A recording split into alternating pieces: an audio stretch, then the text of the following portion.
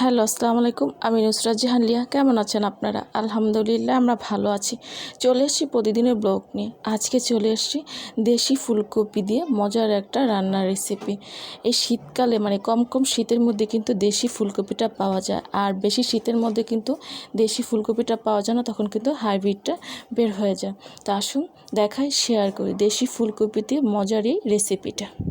বসিয়েছি প্যানের মধ্যে দেওয়া হচ্ছে তেল, দিয়ে দিচ্ছি গরম মশলা, দিয়ে দিচ্ছি পেঁয়াজ।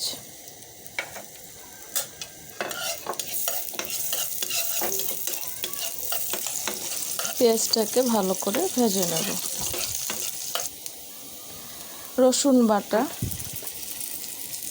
আদা বাটা, রসুন বাটা দেওয়া হয়ে গেছে।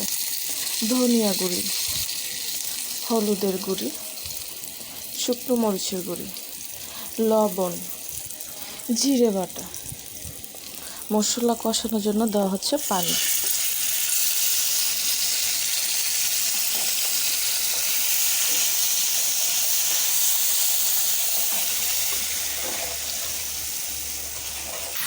দেওয়া হচ্ছে মুরগির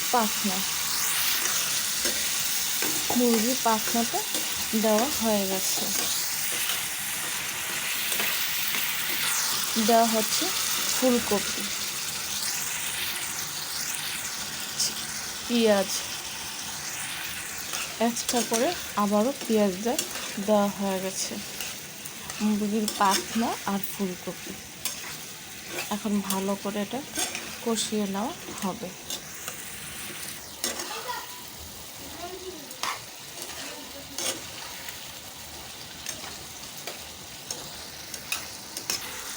দেওয়া হচ্ছে ঝোলটা দেওয়া হয়ে গেছে।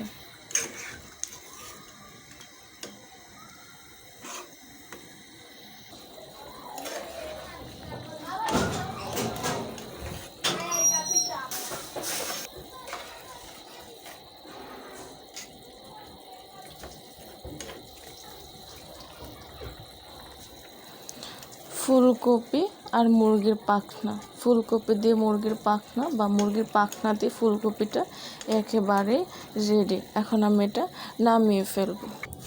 তৈরি হয়ে গেছে ফুলকপি দিয়ে মুরগির পাখনা। এই শীতের সিজনে কিন্তু প্রচুর ফুলকপি বাজারে অ্যাভেলেবেল পাওয়া যাচ্ছে। আর এটা কিন্তু দেশি ফুলকপি। এখনকার যা সব ফুলকপি পাবেন সবগুলো কিন্তু দেশি হবে। কিছুদিন পরে অবশ্য হাইব্রিডগুলো বের হয়ে যাবে। তো দেশি ফুলকপি থাকতে এরকম করে মুরগির পাখনা দিয়ে রান্না করে খেয়ে দেখবেন, খুবই ভালো লাগবে।